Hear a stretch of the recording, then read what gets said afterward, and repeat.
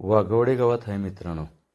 रात्रीचा वेळ आहे तरी प्रयत्न करतोय आणि तुम्ही बघू शकता कशा प्रकारे बांध आहे रस्त्याचा हा. आणि दुरून आता एक म्हणत होते पण इथं तुम्ही बघू शकता आता 2 साप आहेत. आता प्रयत्न करतोय मी, दोन्ही सापडतील की नाही एकाच वेळेला माहीत नाही, बघूया.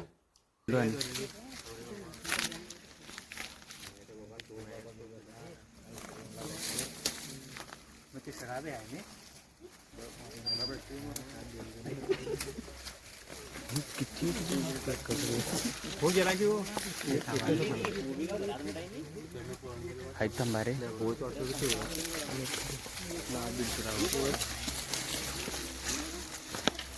सापडला अजून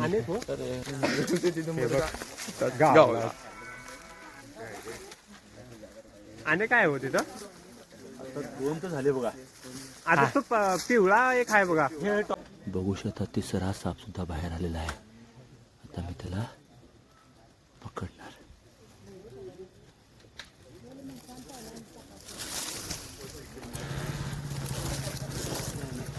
बघू शकता केवढी मोठ्या प्रमाणात साप आपल्याकडे राहतात.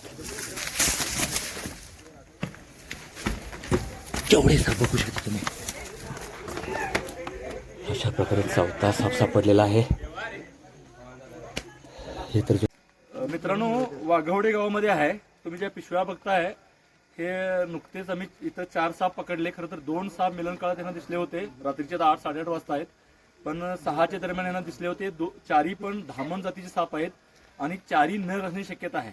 एका जातीतल्या नर ज्या मादीच्या वासानं आकर्षित होतात आणि ते मोठ्या प्रमाणात बाहेर पडतात. मिलन काळात तुम्हाला जे उंच उंच साप दिसत जुळणारे ते सगळे धामण असतात आणि ते नर असण्याची शक्यता लक्षात घ्या.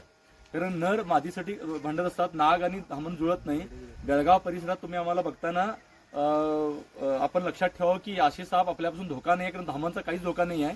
पण लोकांना भीती वाटते, त्यांना माराने त्याचा काहीच प्रॉब्लेम नाही. लक्षात आपण त्यांना डिस्टर्ब करून ते आपण निघून जातील. इथं मात्र 2 म्हणून बोलवले आणि अक्षरशः इथं 4 धामण सापडले. लोकांच्या समाधानासाठी साप पकडतो, पण तुम्हाला आजूबाजूला आता साप दिसताना मोठ्या प्रमाणात जवळपर्यंत मे जूनपर्यंत हे साप दिसू शकतात. नागाचं मिलन किंवा समागम जो असतोय बेळात होतोय, हे मात्र बाहेर भांडताना आपल्याला दिसतात. ते नर असतात आणि त्यामुळे मोठ्या प्रमाणात बेळगाव परिसराचा साप दिसू शकतात.